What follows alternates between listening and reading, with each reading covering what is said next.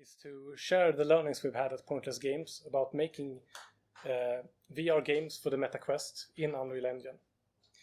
We'll mostly focus on tips for the Quest 1, 2 and 3. Not so much Quest 1 anymore, but a lot of the learnings are still from that platform also. But I think most of these tips will actually help with any mobile VR game that you make in Unreal Engine. Okay, so first of all, who am I? This slide doesn't include this, but I've been making games ever since I was like 7 years old actually. But I've only done it like professionally since a few years back. I used to sit in Click and Play and make these small little games and force my friends to play them. But I studied mathematics at Linköping University. I thought I was going to be a mathematician. Then I stumbled into the media streaming industry and I became a Java and Android developer. I quit my job, founded Pointless Games in 2021. And shortly after that I worked at Mojang for a bit in the Java Minecraft team. They like Java developers, as you can imagine. But late last year, I resigned and I started focusing full-time on Pointless Games again. So what do we do at Pointless Games? Well, we do way too much. We are developing 3 different games at the same time with 5 people, so it's a bit much. But this is one of the games we're making. We're actually gonna open up a second one here. So this is a game called Fancy Block Builder, and it's a voxel game for the MetaQuest, and it's made in Unreal Engine.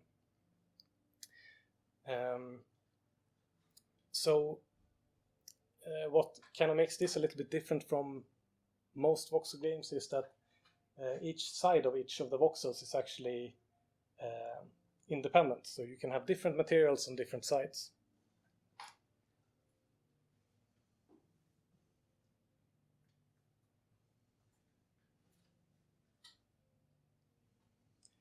So another thing we have is we have paint mixing in the game, and then you can use these colors that you mix to tint your materials. So you can dip your tools in them and then you can get a tinted material. So basically the combinatorics of this makes it so that we have a huge amount of variation in the game, and a lot of these optimizations I'll be talking about are needed to make this possible on a mobile Quest device.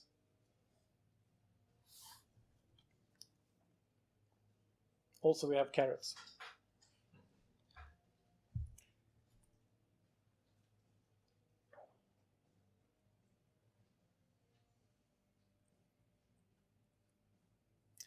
Beautiful tree.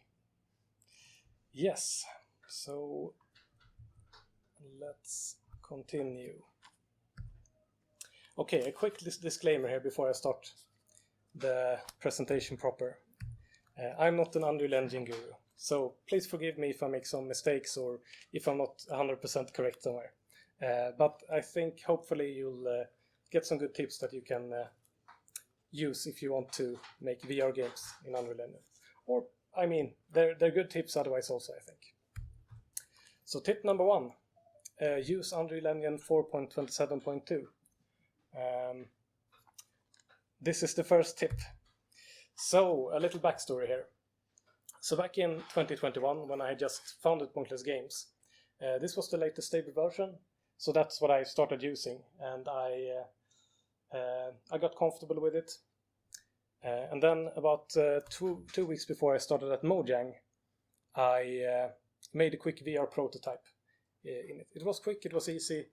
I just used basically the template and then modified it, and that became the basis of the Fancy Block Builder. But fast forward to late 2024, when I quit Mojang and started working on Pointless Games again, we're already up to Unreal Engine 5.5, and it's new and shiny and has all the best features. So what I started doing was upgrading the old project to 5.5. But unfortunately, the game looked worse. So in particular, dynamic shadows from the directional light that we have in the scene were low resolution, and it was being very non-cooperative, turning off shadows if it deemed it to be too high resolution, even though it seemed to work on the old Unreal Engine version. There was also problems with aliasing, which I think you can probably solve, but it seems to come with some trade-offs, so not sure. Basically, it seems like mobile VR has not been a priority for Unreal 5 and onwards. So most of the fancy features you see are probably aimed towards desktop and stuff like that. Maybe other high-end devices. So we spent weeks fiddling with the settings, trying to get this to work, searching online, just trying different ways to get the shadows to be high resolution, because we knew it was possible technically, because it did work with the old version. But after a while we just decided, no, let's just downgrade again. And we've never looked back. It's been great. And from what we've learned online also while trying to solve this issue with the newer Unreal versions, is that we're not the only ones that come to the same conclusion. This seems to be quite common for mobile VR. And lastly, as I said, I'm not an Unreal Engine guru. Maybe there are some magical settings that could be found. It's not impossible. Maybe Unreal will give mobile VR some more love in the future. Who knows? And also, being on an old version, maybe it's not the best plan in the first place either, because who knows if we can't continue shipping to the Meta store, for example. But for now, I would still recommend it if you want nice looking games. Okay, so tip number 2 is know your bottlenecks.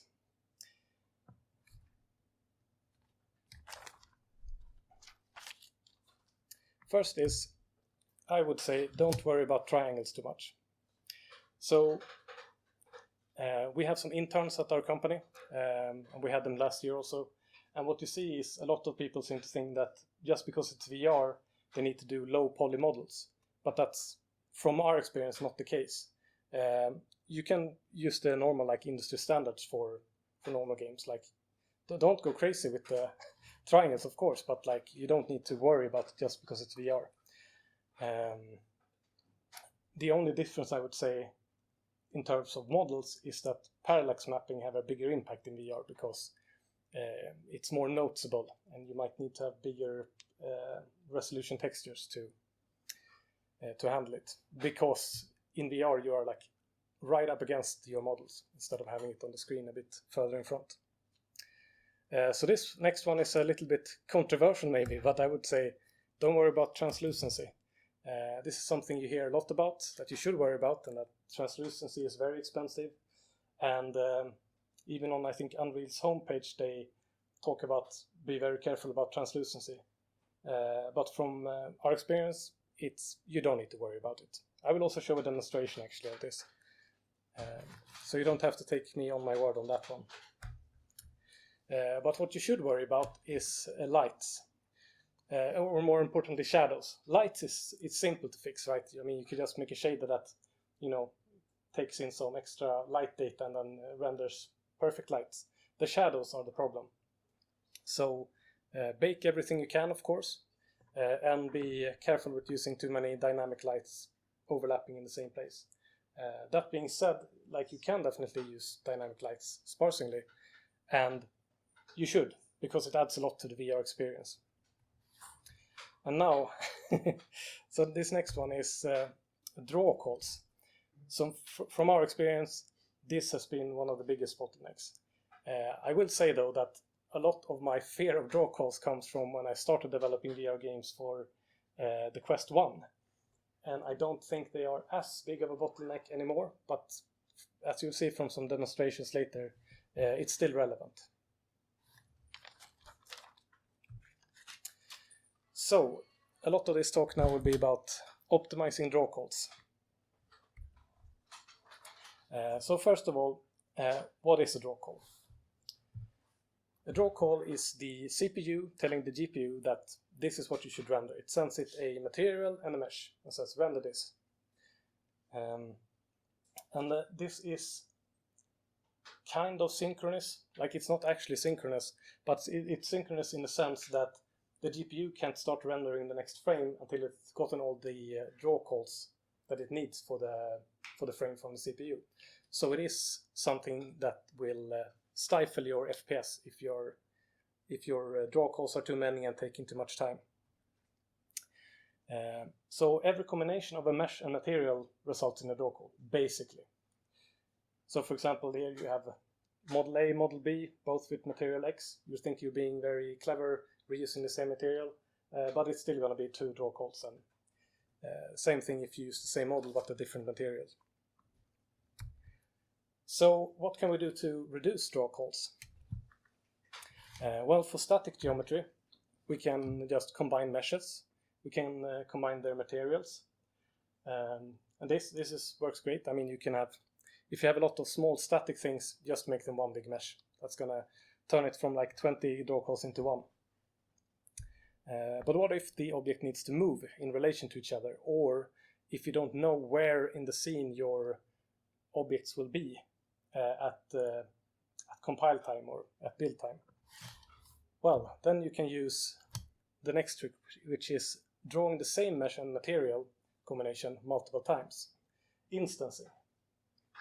And by using clever materials, you can make it look like it is different materials, even though it's just one. So tip 3 is basically, well, how would you do this? Well, you use instant static mesh component. So instant static mesh component, it has one mesh, one material, and an array of transforms. It tells the GPU to render these in a single draw call. I mean, everything here is like with a small star, you know. I don't know if the engine actually does some kind of clever things to kind of split things up or whatever, but you can think about it this way, I think, and it's useful. So instead you can render all the instances in a single draw call instead of multiple ones for each. And the GPU stores the transforms of these aligned on the GPU, which means everything, the only difference it needs to do between rendering the first instance and the next instance is stepping a constant stride forward in the GPU buffer to update which transform it's using. But it uses the same shader, the same model. It doesn't need to reload anything into memory, and there's no communication with the CPU going on. So this makes it very efficient, very fast.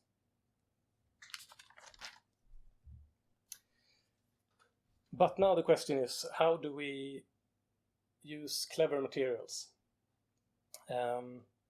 So there's something called per instance custom data. And this is a way to store additional data together with each instance.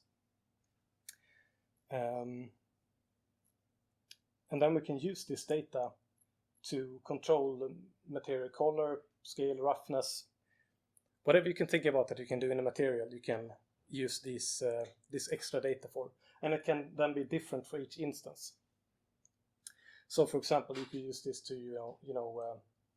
send in a offset that you use to sample your texture so that you're actually sampling a different part of a texture for another instance, which makes them look like completely different instances.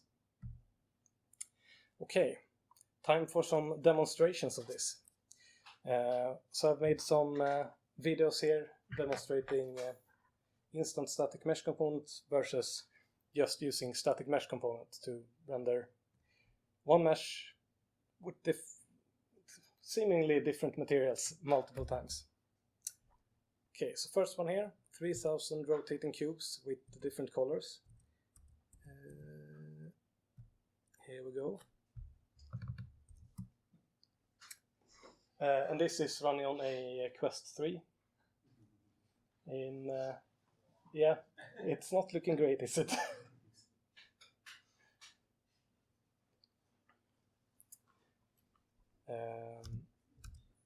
So, result. This is unplayable. We have like 3 frames per second, so this is not great. Now let's look at 3000 rotating cubes with different colors, same setup, The only difference being that we use a instant static mesh component instead.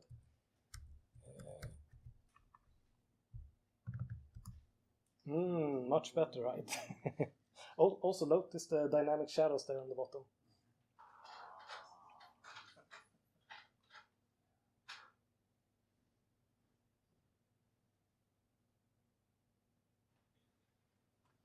So as you see, the only difference I've done between the different cubes there was just the color of the line going around, but you get the idea. And as I said before, don't worry about the triangles. If you count the triangles on these cubes, it's actually rendering 1,000,000.3 triangles.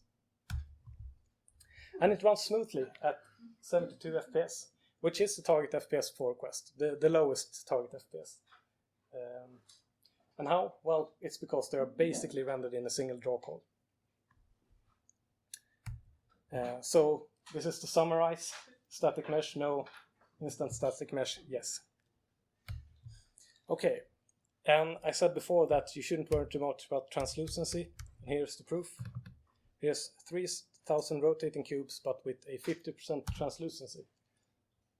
And as you can see, it's still running in 72 FPS. So I think the translucency issue is probably a bit overstated. Like, it might be expensive in some sense, but it's not a bottleneck, and that's the important part. There are other things that's gonna drag down your performance long before the translucency makes a difference. Okay, and now for some practical tips about using this instant static mesh component, because there are a few gotchas. First of all, in your material, you need to remember to check use with instant static meshes. Again, all of these tips I'm working on 4.27.2, so if you're on another version, I don't know if any of these actually hold anymore. But if you're on 4.27.2, then definitely do this. If you don't check this in, you're gonna have a bad time. Second thing is that when you're trying to use these per instance custom data inputs in your material, you might see that you get an error if you try to connect it to, for example, the base color. And this is because the per instance custom data inputs are actually coming into your vertex shader. And the Unreal materials are a combination of both vertex shader and the fragment shader, but the base color is handled in the fragment shader. But this is kind of a nice thing, because this also means that we can use the per instance custom data to control things that happen in the vertex shader. So you can actually use it for world position offset, for example, to also change the geometry of your models. But there's an easy fix. You just need to put in a vertex interpolator to pass it from the vertex shader to the fragment shader, and you're all good. Yes. Then we have this. This is just a small thing, but when you're actually trying to send in your values from your blueprints or from C++, you just need to make sure that you're sending set the render state dirty to true on your last call. This is just to notify the CPU that it should send an update to the GPU, basically.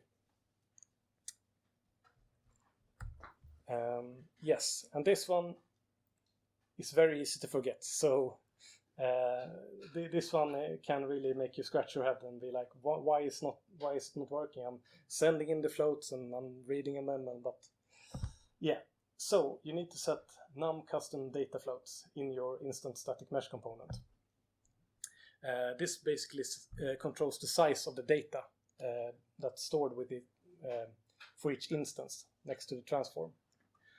So if you don't set this, it will default to 0. You'll have a 0-site data buffer there for your custom data, and nothing will work. And it will be a bad time. And that's all for me. Thank you for listening.